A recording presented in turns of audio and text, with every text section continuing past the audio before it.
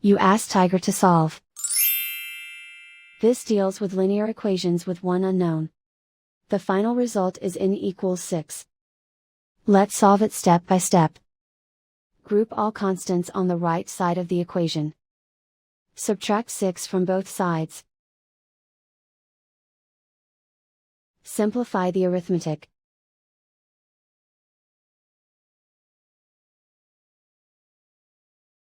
Isolate the n. Multiply both sides by 3. Group like terms.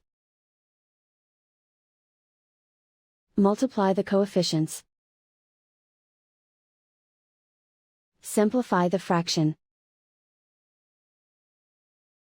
Simplify the arithmetic. And so the final result is n equals 6.